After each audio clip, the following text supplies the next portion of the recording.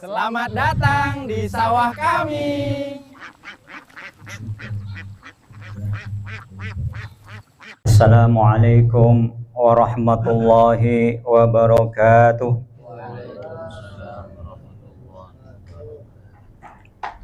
Qala Allah Ta'ala fi kitabihil karim. Bismillahirrahmanirrahim.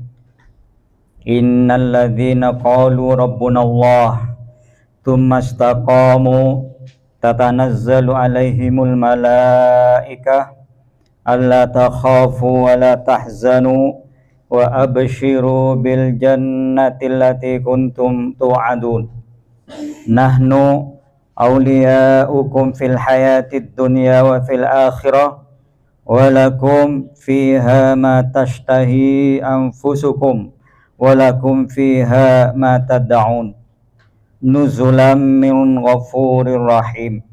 Shadaqallahul azim. Allahumma arhamna bil Qur'an. Al-Mukarram Syekhul Mursid Fahmi hafizakumullah, para asatidah rahimakumullah, ikhwani rahimakumullah. Mari kita senantiasa bersyukur kehadirat Allah Subhanahu wa taala karena sampai saat sekarang ini kita bisa beristiqomah untuk berzikir bersama sekaligus mentadabburi Al-Quran. Mudah-mudahan dengan keistiqomahan ini Allah bisa memberikan kekuatan untuk berpegang teguh dalam keistiqomahan ini. Amin ya rabbal alamin. Karena kita hidup memang harus berpegang teguh dalam menjalankan agama, diantara yaitu menahan hawa nafsu dan kesenangan dunia. Maka dari itu, mari kita bersama-sama belajar mentadabburi surat Al-Fussilat ayat 30 dan 32. Mari kita buka, karena kita akan mentadabburi lewat tafsir Ibnu Katsir dan sekaligus dikuatkan dengan kitab hikam supaya kita termasuk orang yang menjemput hidayah. Karena istilah sesuai dengan yang apa dipertanyakan oleh Ustadz Ma'ruf, yang dinamakan menjemput hidayah ini berarti kita beristiqomah.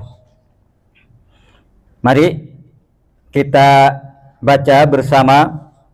Barusan kita telah baca Al-Qur'annya ayat 30 dan 32 surat Fussilat, yang artinya sesungguhnya orang-orang yang mengatakan Tuhan kami ialah Allah, kemudian meneguhkan pendirian mereka, maka malaikat akan turun kepada mereka dengan mengatakan, jangan kamu merasa takut, janganlah kamu merasa sedih, dan bergembiralah kamu dengan memperoleh surga yang telah dijanjikan Allah kepadamu.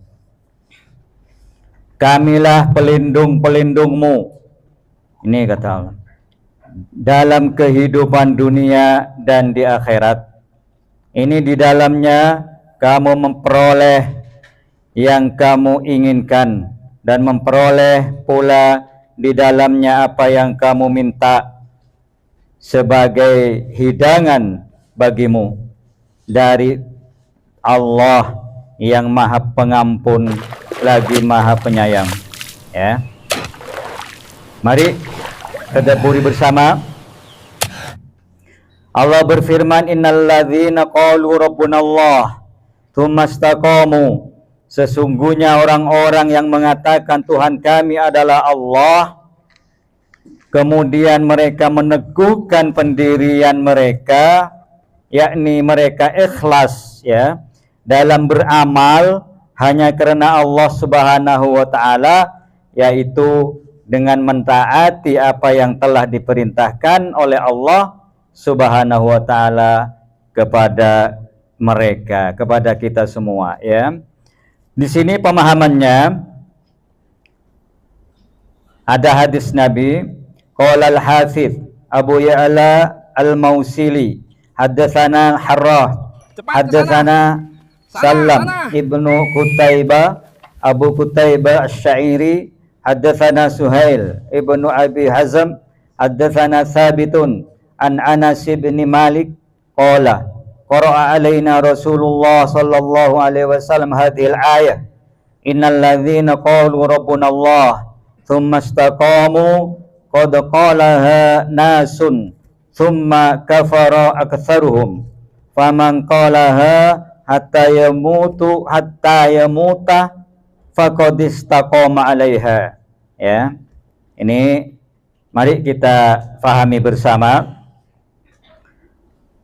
Al-Hafiz Abu Ya'la Al-Mausuli mengatakan, telah menceritakan kepada kami, Al-Jarrah telah menceritakan kepada kami, Salam ibnu Qutaibah atau Qutaibah Al-Asyairi telah menceritakan kepada kami, Suhail ibnu Abu Hasim telah menceritakan kepada kami, Sabit dari Anas ibnu Malik radhiyallahu an, yang menceritakan bahwa Rasulullah sallallahu alaihi wasallam membacakan ayat berikut kepada kami. Ini Pak, yaitu firman-Nya, sesungguhnya orang-orang yang mengatakan Tuhan kami ialah Allah, kemudian mereka meneguhkan pendirian mereka. Fussilat ayat 30, sesungguhnya ada segolongan manusia telah mengucapkan, tetapi setelah itu kebanyakan diri mereka kafir. Maka barang siapa yang mengucapkannya, yang berpegang teguh kepadanya hingga mati, berarti dia telah meneguhkan pendiriannya pada kalimat tersebut. Ya. Bismillahirrahmanirrahim. Assalamualaikum warahmatullahi wabarakatuh. Alhamdulillahirabbil alamin. Apakah video ini bermanfaat? Berilah like dan bagikan kepada yang lain. Hal yang sama telah dikatakan oleh Imam An-Nasai di dalam kitab tafsirnya, juga Al-Bassar dan Ibnu Jarir dari Amr Ibnu Ali Al-Falas dari Muslim Ibnu Qutaibah dengan sanad yang sama ya. Mari kita lanjutkan di sini. Allah Subhanahu wa taala berfirman selanjutnya, tatanazzalu alaihimul malaikah, maka malaikat akan turun kepada mereka ya. Di sini Mujahid As-Saddi yaitu Ibnu Aslam dan anaknya mengatakan bahwa yang dimaksud ialah di saat mereka menjelang kematiannya, para malaikat itu turun kepada mereka dengan mengatakan, Allah takhafu, janganlah kamu merasa takut ya. Mujahid, Ikrimah dan Said Ibnu Aslam mengatakan bahwa makna yang dimaksud ialah janganlah kamu takut, jangan menghadapi kehidupan sama mendatang di akhirat. Wala tahzanu, dan janganlah kamu merasa sedih terhadap urusan dunia yang kamu tinggalkan, seperti urusan anak, keluarga, harta benda, dan utang, karena sesungguhnya kami akan menggantikanmu dalam mengurusnya. Ini kata, wa abshiru bil jannati allati kuntum tu'adun, dan bergembiralah kamu dan dengan memperoleh surga yang telah dijanjikan Allah kepadamu. Para malaikat menyampaikan berita gembira kepada mereka akan lenyapkan semua keburukan dan akan memperoleh semua kebaikan. Hal ini sebagaimana yang disebutkan di dalam hadis Al-Barra radhiyallahu an yang mengatakan bahwa sesungguhnya para malaikat berkata kepada roh orang mukmin, keluarlah engkau hai jiwa yang baik dari tubuh yang baik yang sebelumnya engkau huni, keluarlah engkau menuju ampunan dan nikmat serta Tuhan yang tidak murka. Menurut pendapat lain, para malaikat turun kepada mereka di saat mereka dibangkitkan dari kuburnya. Demikianlah menurut apa yang diriwayatkan oleh Ibnu Jarir dari Ibnu Abbas As-Saddi.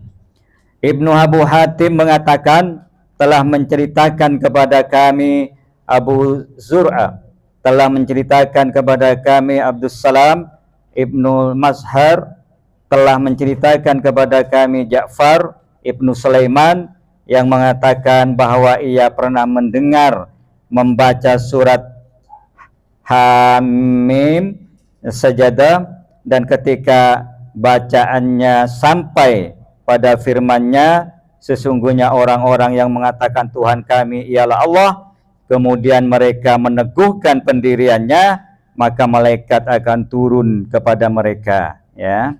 Maka dia berhenti dari bacaannya, kemudian berkata bahwa telah sampai suatu berita kepada kami yang menyebutkan bahwa orang mukmin ketika dibangkitkan oleh Allah Subhanahu wa taala dari kuburnya, maka dua malaikat menyebutnya.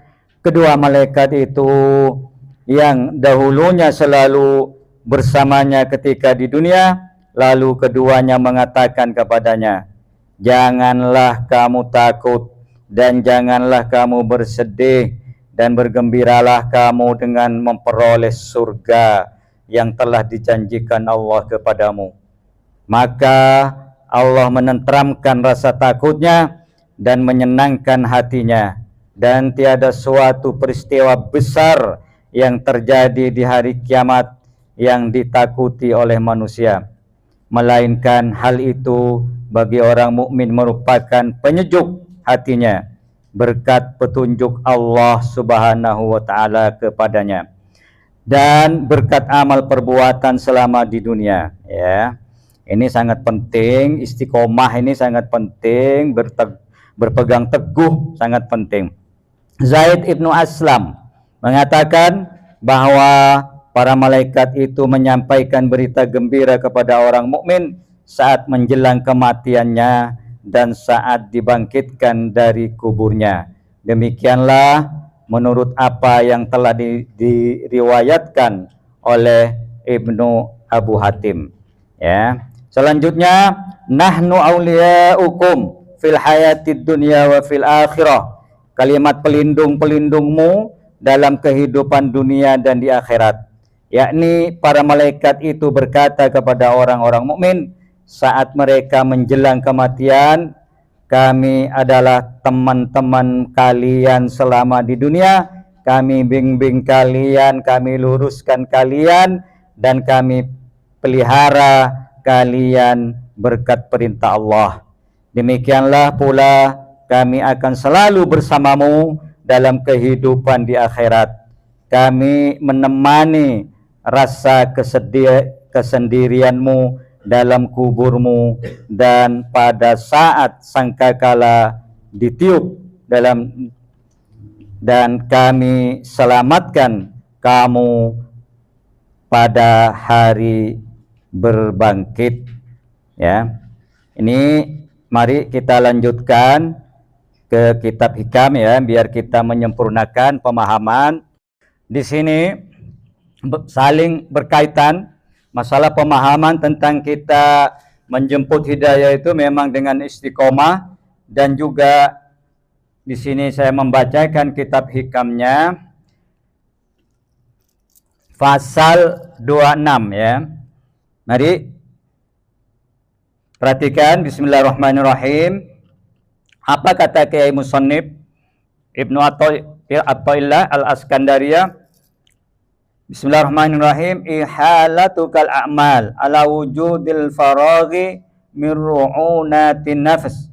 Jadi menunda amal perbuatan kebaikan karena mentaati kesempatan lebih baik, sesuatu tanda kebodohan yang mempengaruhi jiwa. Ya. Menunda amal perbuatan kebaikan karena menanti kesempatan lebih baik, ini perlu difahami, suatu tanda kebodohan yang mempengaruhi jiwa. Ya. Ini alangkah indahnya kitab ini, Pak. Sebabnya memang ini ulama sufi yang memang sangat penting sekali untuk kita bermuamalah dengan Allah itu enteng, Pak. Baik, ya. Di sini penting sekali seorang murid apabila terlalu disibukkan dengan urusan dunianya yang bisa menghalangi amal yang menyebabkan dekat dengan Allah, sehingga dia menangguhkan amal menunggu kesempatan yang tidak sibuk, itu dinamakan komprong di sini, kebodohan, ya. Jadi kebodohan itu disebabkan, di sini perlu dipahami, kalau nunggu kesempatan yang betul-betul sempat itu tidak bisa, Pak. Memang kita yang dimaksud berpegang teguh istiqomah itu harus dipaksakan, ya. Di sini disebabkan oleh satu, karena mengutamakan duniawi, padahal Allah Subhanahu wa taala berfirman, tetapi kamu mengutamakan kehidupan dunia, padahal akhirat itu lebih baik dan kekal selamanya, ya. Dua, penundaan amal itu kepada masa yang ia sendiri tidak mengetahui apakah ia akan mendapatkan kesempatan itu, atau kemungkinan ia akan dijemput oleh maut yang setiap saat selalu menantinya. Ini, Pak, ya. Yang ketiga, kemungkinan azam. Azam ini niat, ya. Niat dan hasrat itu menjadi lemah dan berubah. Seseorang penyair berkata, janganlah menunda sampai besok apa yang dapat engkau kerjakan hari ini. Waktu sangat berharga, maka jangan engkau habiskan kecuali untuk suatu yang berharga atau yang bermanfaat. Ini yang dimaksud kita menjemput hidayah, Pak.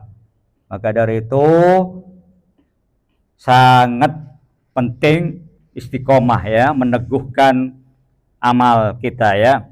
Maka dari itu mari guru kita untuk menjelaskan secara detail untuk kita semua. Mudah-mudahan Allah memberi kefahaman untuk kita amalkan. Amin ya rabbal alamin. Jadi kurang lebihnya dari kami mohon maaf atas kesalahan dan kekurangan. Wal afwa minkum. Assalamualaikum warahmatullahi wabarakatuh. Baik, tadi Ustaz Fauzi sudah sampaikan intinya kurang lebih mirip dengan Fakir sampaikan tadi, bahkan sangat mirip, bahwa orang-orang beriman pasti dalam pertolongan Allah. Intinya itu, ya.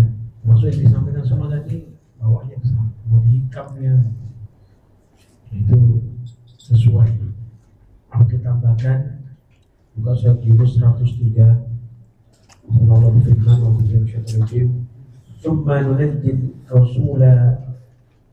ثم ننجي رسولنا والذين آمنوا كذلك حقا علينا ننجي المؤمنين. Ya, ini حقا علينا ننجي المؤمنين. Kemudian kami selamatkan rasul-rasul kami dan orang-orang yang beriman. Demikianlah menjadi ketentuan kami untuk menyelamatkan orang-orang beriman. Menjadi ketentuan kami. Jadi sudah Iya, Bro. termasuk ketentuan Allah yang tercatat di Lauhul Mahfuz bahwa Allah akan selamatkan orang-orang beriman. Haqqan alaina nunjil, pasti. Ini ya, ini udah bahasa pasti. Jadi apa yang Ustaz Fauzi tadi ya seperti ini, bahwa orang beriman itu pasti akan dalam pertolongan Allah. Asalnya dia orang beriman berarti ada yang menjaga makanan yang masuk, tidak yang haram, menjaga perilaku, tidak maksiat kepada Allah, warok, hati-hati, ya, semua disampaikan tadi. Ya, sama. Kenapa saya perintahkan? Ya, ada kesalahan itu untuk meyakinkan kalian bahwa apa yang disampaikan orang beriman itu kalau hak pasti akan benar, bisa selamat dengan baik.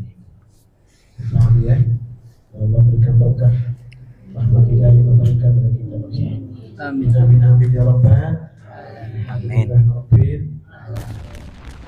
Semoga apa yang disampaikan menjadi ilmu yang bermanfaat